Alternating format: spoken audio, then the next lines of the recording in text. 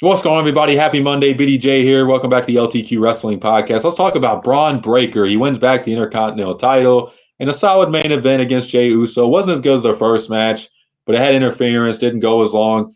And WWE, I request, please cut some of these commercial breaks out during the main event. It's a 15-minute main event. It ain't like we're talking about a 30-minute main event here, and y'all are having 2, 3 commercial breaks. It's just like, seriously, it's so annoying. I know it's not all their fault. It's more on USA, but sheesh, man. It's like you're just getting into the match, commercial break. It comes back for 5 minutes, commercial break, and you got like 5 minutes to enjoy the final few minutes of the match. But Bron Breakker against Jey. Bron dominated a lot of the match early, looked impressive as he always does, was just kind of showboating, smiling, laughing. He was enjoying himself. And then Jey started getting some momentum, started hitting some of his stuff, and you see the crowd look over. And we all knew what it was. This ending was very predictable. Not that predictability is always bad, but most of us knew there was only two solutions to this match. Either Jimmy helps Jey retain, or the new bloodline interferes and costs Jey the match. Now, they went about this in an interesting way. So Jey looks at Jacob Fatu and Solo Sikoa as they come through the crowd. He starts arguing with them a little bit and just gets back to business. He didn't hit him. He didn't attack him. So they go on the other side of the ring. Tamatonga and Tungaloa end up interfering. He attacks them both. They didn't do anything, by the way. They didn't attack him. They didn't try to distract him. They just were out here saying, like, go Jey, we're cheering for you. Whether that was good intentions or not, they didn't try to do anything to interfere. Now, I know in Jey's mind, he's thinking, okay, you guys are here. We had our little confrontation on SmackDown. You guys are going to screw me out of the title. I know. So he attacks them first. I get that. But you're giving them more reasons to interfere when you're attacking them first.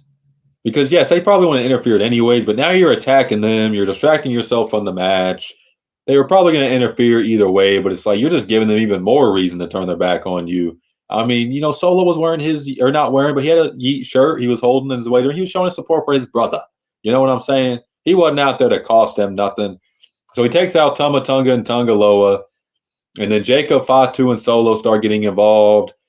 Bron ends up taking advantage. He does kind of a clothesline / spear. Joe saw in commentary was a spear, but it wasn't really a spear. I don't know if Bron hit him too low or actually hit him too high, I should say, and did like a clothesline. But Solo gets taken out. He ends up super kicking Jacob Fatu, throwing him over the announce table, and they get back to business. They fight for a while. Jey hits a finisher. I think this happened before they threw out Tungaloa and Tamatunga, but he hits a Uso splash. 1-2, kick out by Bron. The crowd's shocked he kicked out. But then here comes Adam Pearce and a bunch of guys. Look like Jamie Noble, Kenny Dykstra. I didn't even know Kenny Dykstra worked backstage, but that's cool to see.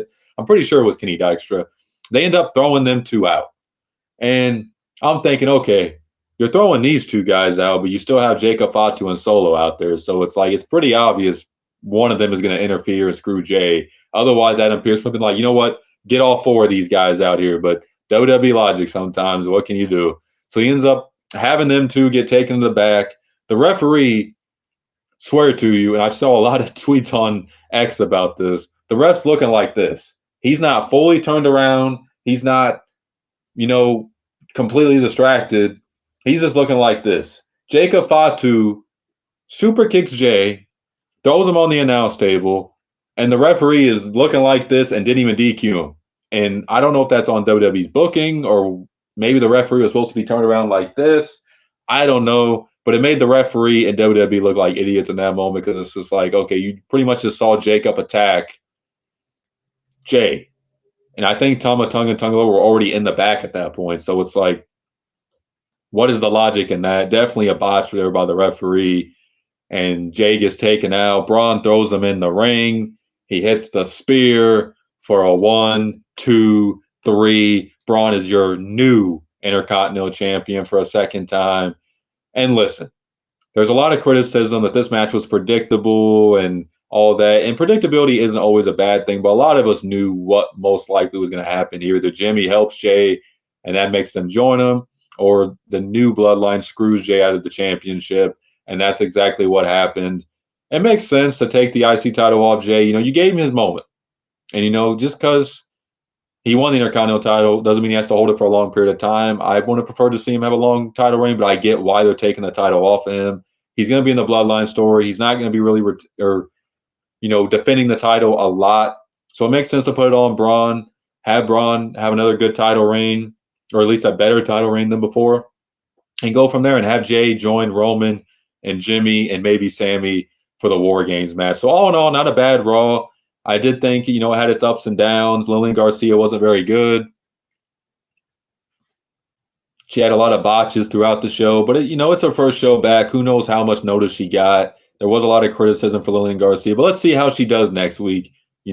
Maybe they called her last night and said, you know what, Samantha Irving's pretty much quitting. We need somebody in here. Can you do it? Sure. I mean, you could tell she was reading off a piece of paper a lot. She was really messing up names.